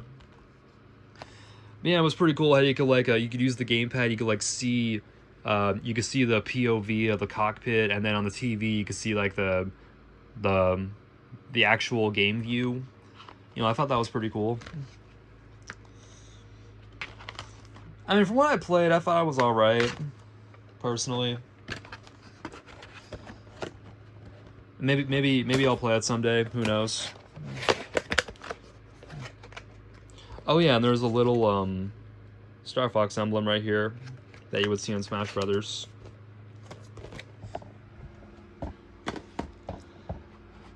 Yeah, okay, and then we got Super Smash Brothers for Wii U, and then I'm pretty sure I talked about the 3DS version in my 3DS collection video. So yeah, this is a game I got in Christmas of 2014. You may have noticed a theme. I'm getting a lot of games for birthdays and Christmas because I didn't really have my own money yet. So, I had to like ask for stuff and earn stuff back then. So anyway, this is a game I got for Christmas of 2014.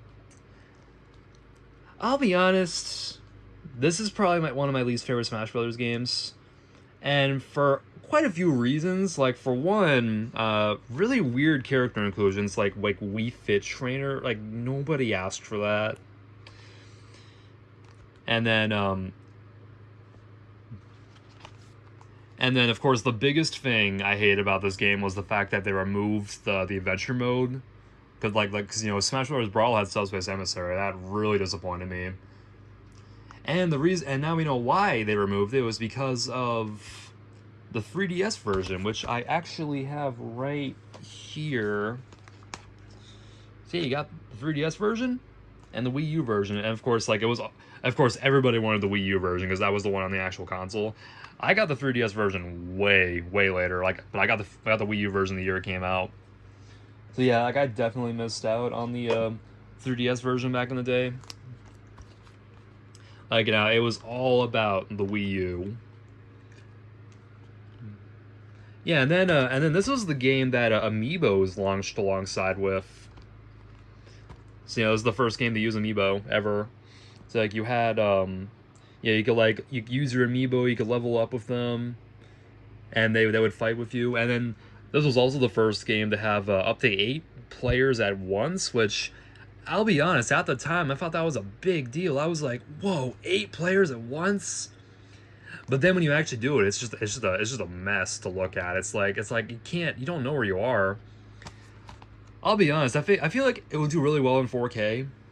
Like if they made a new Smash Brothers, or if they gave Smash Brothers Ultimate a Switch 2 edition, either or. I feel like then 8 players would work really well. Yeah, I don't know. And I also wasn't crazy about the Smash Tour. It was literally just a Mario Party knockoff.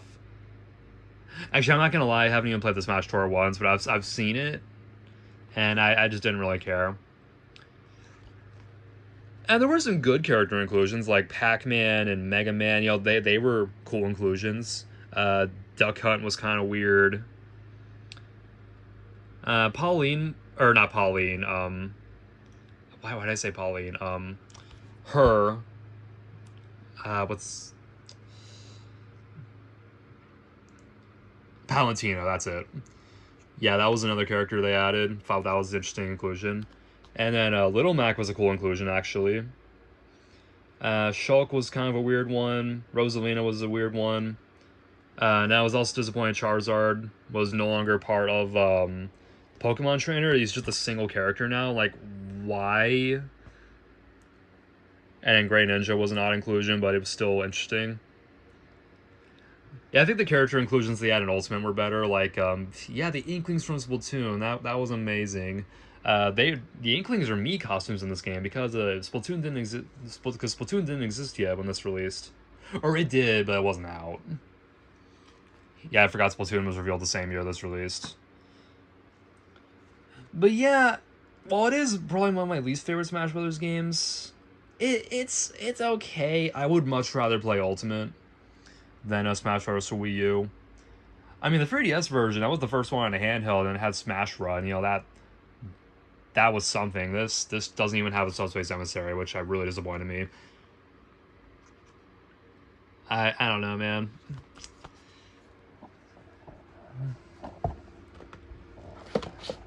And speaking of Splatoon, guess we could talk about the original Splatoon now.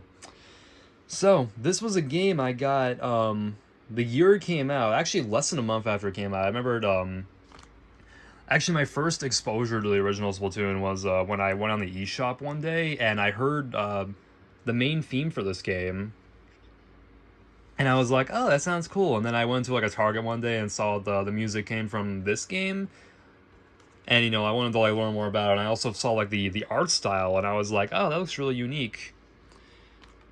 And I learned more about the game through the Splatoon Direct, and I was like, "Oh, you know what? I think I actually want to try this." And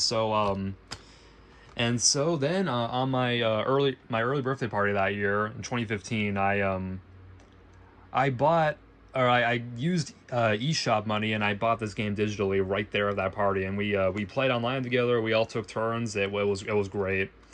That was the first time I played it. So yeah, I looked back at my Wii U play records, and I got this game less than a month after it came out, but I bought it digitally. I got my physical copy like way later when I got my second Wii U, and the physical copies are also really cheap, by the way. So that was another reason. And this is another game that supported Amiibo, by the way. I got the Amiibo in Christmas 2015. I actually have a video on that I uploaded back in the day. And that was really cool. They unlocked like new challenges for the story mode. And some things you could unlock were new mini games you could play on the gamepad, which is one thing I really miss about the original Splatoon. How you could play like Squid Jump while you're waiting for a battle. That was awesome. But yeah, I poured so many hours into this game. Not as much as Splatoon 2 or Splatoon 3, but still quite a bit.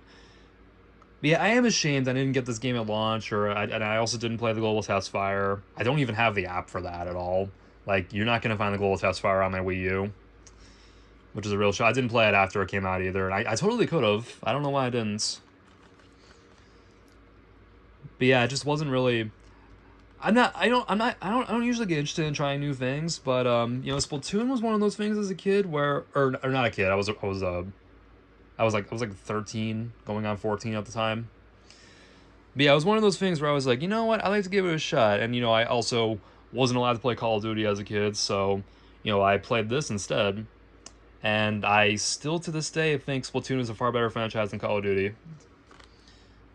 You will not change my mind about Splatoon not being a better franchise, because it is a superior franchise than Call of Duty.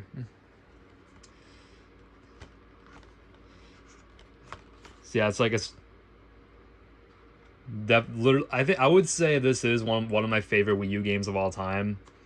It's like the replay value, like not to mention this has the best maps and some of the best music. Like this game definitely had the best maps though out of the entirety of the Splatoon series. Like I feel like the maps have like evolved backwards after this game, but like the maps were like so big in this game.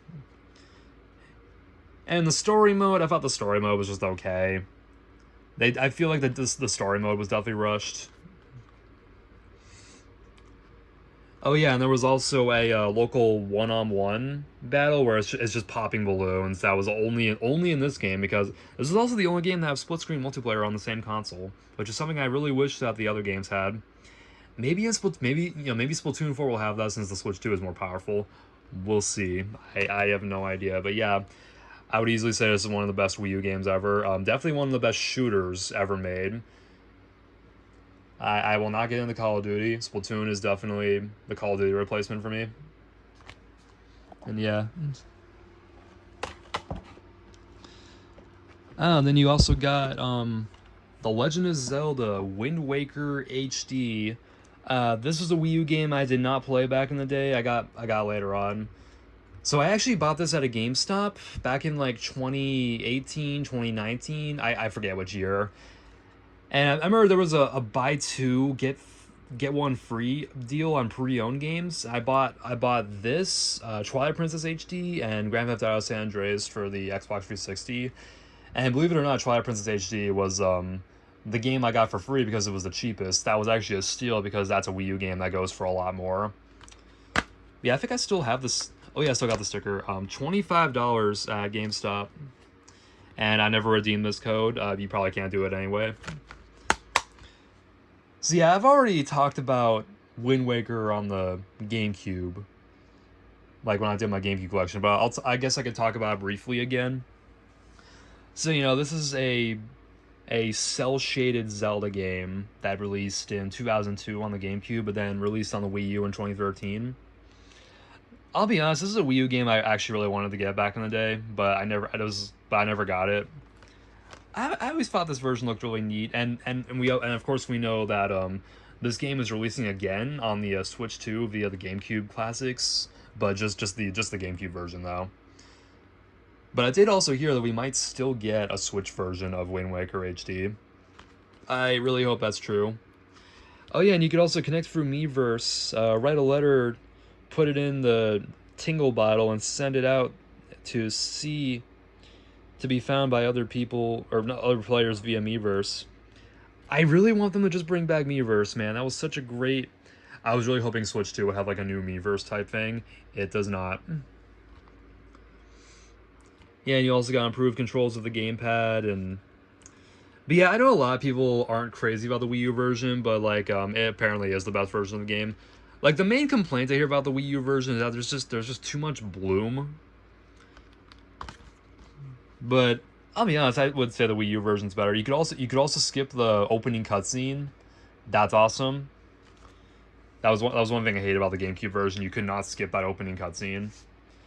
Yeah, and this is another Wii U game with a really shiny case. Like, look at that. And while we're on the topic of Zelda, here's The Legend of Zelda Twilight Princess HD, which launched in 2016. 10 years after the GameCube and Wii version. Now, this is another game I talked about already when I did my Wii collection video.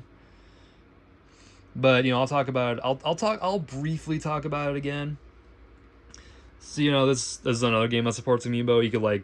You get the Wolf Link Amiibo, which I got later. You would mainly want this to use in Breath of the Wild. Oh yeah, and look, here's the price. Look at that, $10. I know that game goes for a lot more, but I got really lucky and practically got this game for free, because you know the other two games I bought pre-owned at GameStop that day were more expensive than this.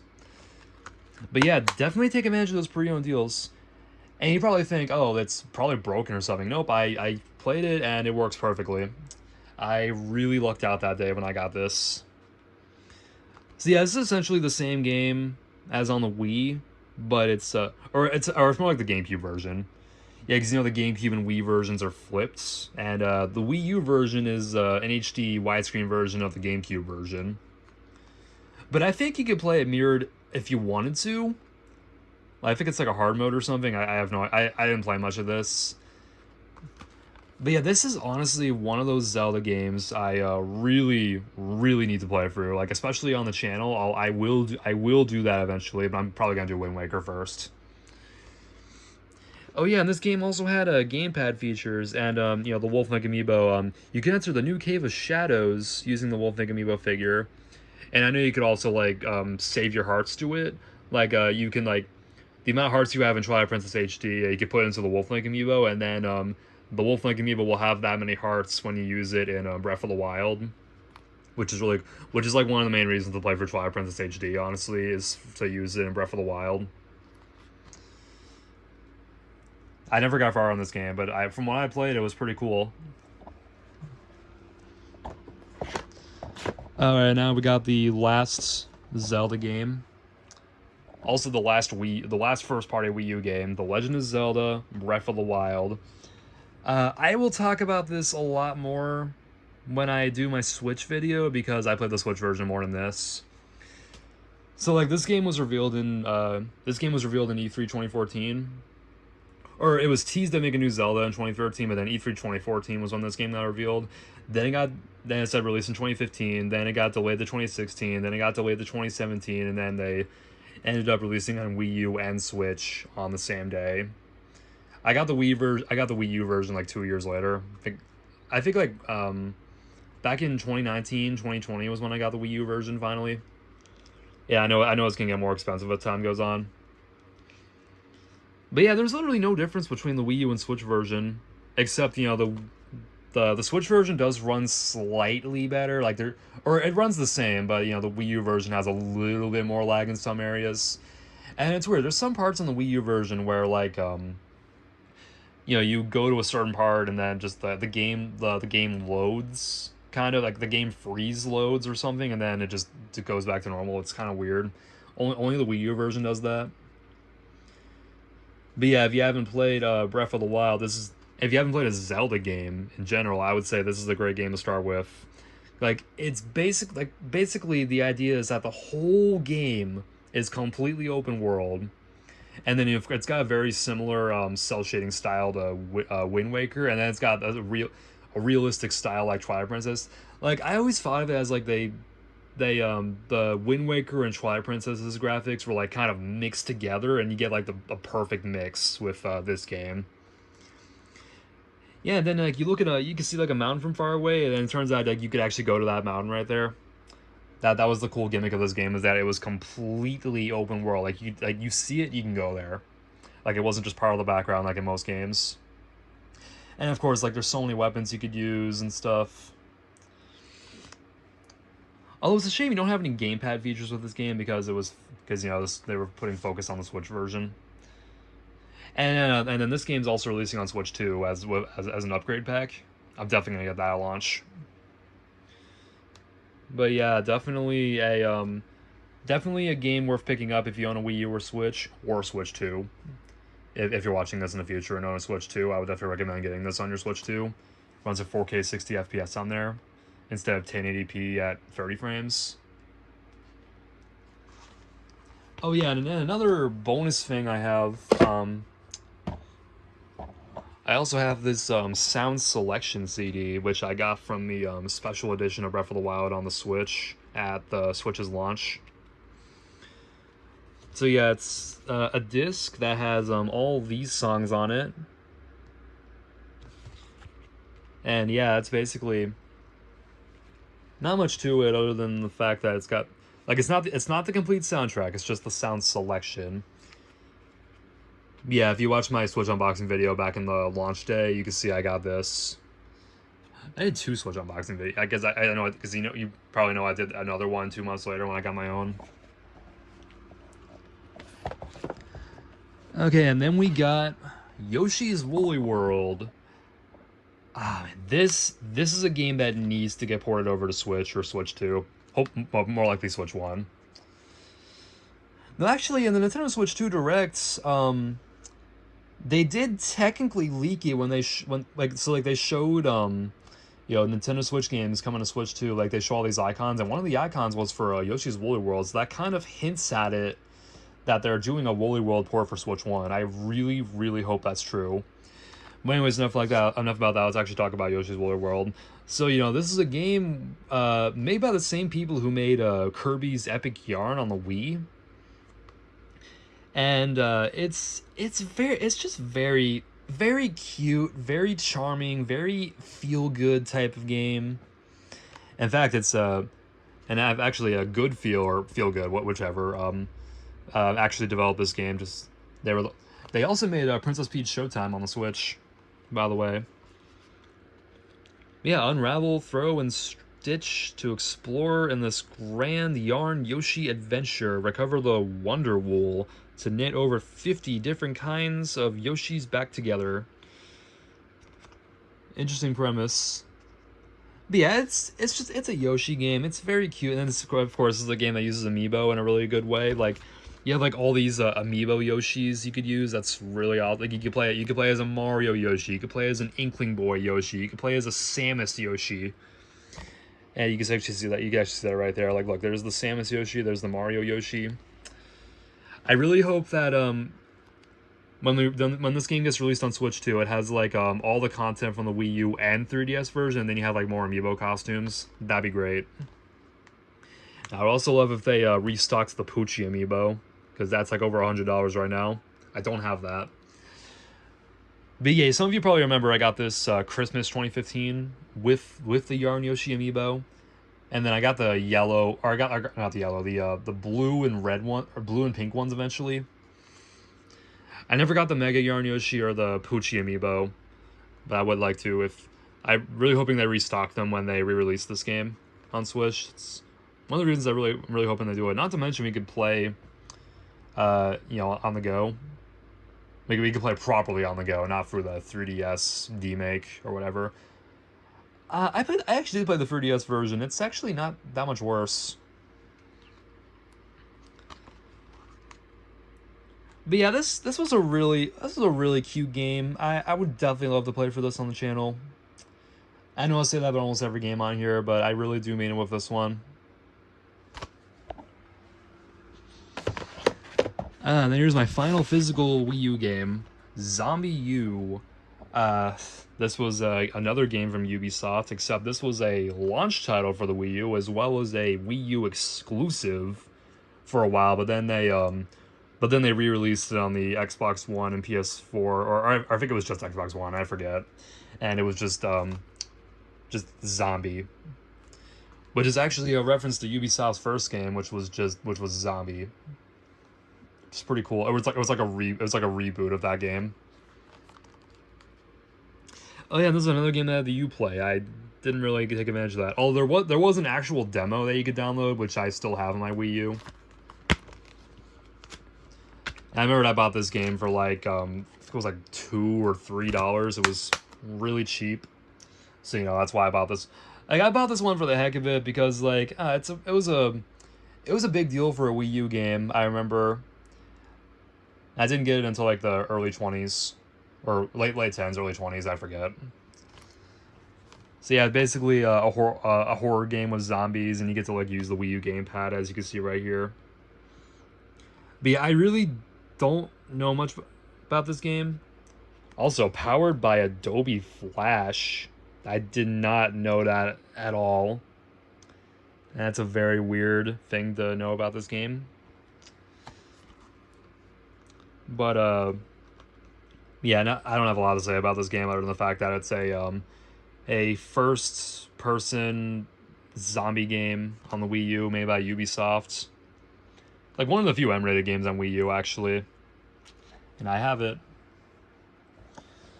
Alright, now time to put this back. Yeah, and I talked about all my physical Wii U games. Now it's time to talk about the digital games that I have. Alright, so now we're downstairs into the game room, and I'm on my primary Wii U. As you can see, I have two of them. I got a black one and a white one. But I'm using the black one, because that's the primary one I got back in 2013. Got the white one way later. But anyways, here's you know, all the folders. Yeah, you got my digital games, my apps, demos, Wii games, DS, GBA, N64, SNES, NES, and you got essentials like Mii Maker, the system settings, and the Wii menu. And I just want to go to the app. So we got a Amiibo Tap. That's essentially just a free application where you can like tap Amiibo, and every Amiibo you tap gives you like a short demo of an NES game. Kind of cool, kind of lame, but you know, it's free.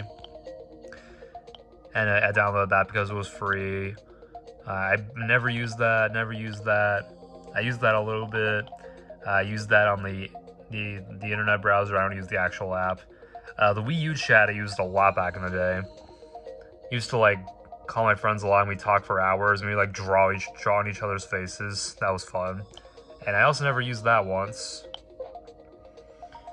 And then we got all these demos. Don't have really that much to say about these. But yeah, I pretty much downloaded every demo that was released on the Wii U, except for the Splatoon Global Test Fire. I unfortunately do not have that. Not that it matters anyway, you can't even use it.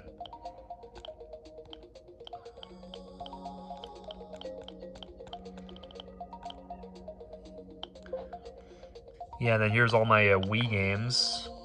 Got downloaded Metroid Prime Trilogy, Pikmin, and Pikmin 2. Yeah, I'm not gonna. I already talked about Pikmin 1 and 2, and then you know, Metroid Prime Trilogy is just Metroid Prime 1, 2, and 3, but then Metroid Prime 1 and 2 are, you know, kind of remastered, or they're ports, but they use like the Wii remote. I know in Japan they released like standalone, but in the North America they got those for the trilogy. And for the NES Virtual Console, we got Donkey Kong, Donkey Kong Jr. Math, Dig Dug, Dr. Mario, Duck Hunt, Pinball, Pac-Man, Mario Brothers, Kirby's Adventure, Earthbound Beginnings, a game that released in North America, the game that finally released over here, 2014. Super Mario Brothers, Super Mario Bros. Lost Levels, Super Mario Brothers 2, Super Mario Brothers 3, Legend of Zelda, and Zelda 2, and Versus Excitebike, which is another game that took a while to leave Japan. Then we got for Super Nintendo games, not as many. We got the Country Trilogy, we got Earthbound, we got Kirby's Dream Course, we got Super Mario World, Mario RPG, Super Mario Kart, Kirby Superstar, F-Zero, and Link to the Past. See, I went on like kind of a shopping spree before the eShop on the Wii U and 3DS shut down, so that's why I have like a lot of Virtual Console stuff. More so than before, and then, you know, here's all my N64 games I have on here. I already talked about all these games and more in my N64 video. Then we got the GBA games, many of which I don't actually have. You gotta get the F-Zero games, Game & Watch Gallery 4, the Kirby games, Mario and Luigi, Mario Kart, Mario vs. Donkey Kong, that's still not on the Switch, just the remake. The Metroid games, the Mario Advance Quadrilogy, Pokemon Pinball, that's also still not on the Switch. And then the Minish Cap. Then you got the DS Virtual Console, you got Wild World, the weird one, Brain Age, Kirby Canvas Curse, Mass Attack, Squeak Squad, Phantom Hourglass, Mario 64 DS, New Super Mario Brothers, one of my favorites, Metro Prime Hunters, Mario Kart DS, and Spirit Tracks. Yeah, it's all the Virtual Console games I own. And then we got all my digital games. Now, I don't have like a lot of digital games, so I'm going to keep this brief. So, Abyss, that's a game I remember downloading back in like 2013 or something. It's an indie game where you control, you know, that guy, and you're like going through the water. You're like trying to avoid touching the walls. If you're interested in trying this game, it's actually on the Switch. I still remember they put this on the Switch on a Christmas Day in 2017, 2018. I forget which. But yeah, it's definitely an indie game. Not really much. I didn't play it that much, but like, from what I remember, it was just you know, a game. I don't even remember why I bought it. I guess the cover looked appealing or something. I don't know. And then we got Captain Toad. We already talked about that. Captain U. That was actually the very last game I downloaded, and that was after the Wii Shop. The Wii U, or the eShop channel shut down, or the eShop. Kept mixing up the names.